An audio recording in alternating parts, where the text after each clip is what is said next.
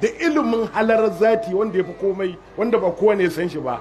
Annabi ya ce ni ne na san wannan karatun banda wani na. To sai mu saurari halara me za ta ce.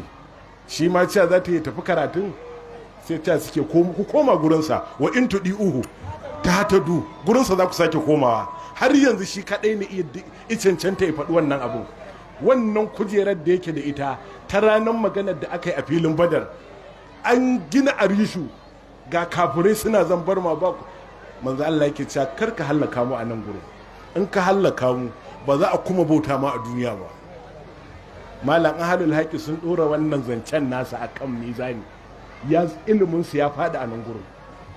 Sun kasa gane da wani yaren yake magana, yake cewa kar ka hallakar da mu, dan in ka hallakar da mu a yau ba za a kuma bauta ma ba a doron ƙasa. Saboda me? Saboda manzilarsa ta hamdu, shi Muhammadu ne, abin yabo ne, da'iran gaba ɗaya. Shi sa alƙali iyal ya faɗa ya ce duk wanda ya rage daraja annabi kamar reɗin farce, to abin da yake shine haƙƙi shine a kashe shi. Wanda ya rage daraja annabi kamar reɗin farce, to haƙƙinsa ya karya wa Allah ƙa'ida ta hamdu, sai a cire shi. Saboda shi wannan gagar misali ne, yadda duk hukunta ka duba ƙarfinsa yana turji man tasha'u min hunna wata uwi ilai kaman tasha'u. Daga nan na Aisha ta ce ba zan kuma magana ba, ta ce domin ma ara rabbaka illa wa huwa yusaru fi hawaka. Da wani sufi ne ya faɗi wannan ba na Aisha a gaban manzon Allah ba. Kana gani mutum ya mutu za a yi sauwa a sallah, uban yana kwa annabi je tashi an fasa mutuwa kuma ya mutashi. Kana ganin mace ga ta nan ɗanta ya mutu, ta ce in annabi isasshe ne a tashi ɗan ya tashi, in fito daga likafar ya atishawa ya ci gaba. Kana gani jaki ya mutu, mai jakin ya ce in annabin gaske ne jakin ya tashi.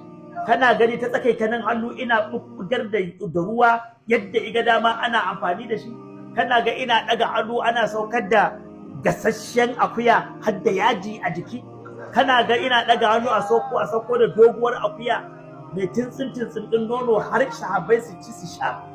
Kana ga ina ta da 'ya'yan dabino su yi 'ya'ya su je da fari kuma a yi a gabanka ike hira da barewa, a gabanka ike aiken jaki, a gabanka ike sutura da doki, a gabanka ike wonin ɗin bakin maciji, a gabanka tsaye da kuraye, a gabanka kura take faɗa a kansa, a gabanka tambayi gunki ɗi magana, a gabanka ya umarci dutse ya tashi ya wanka a cikin ruwa.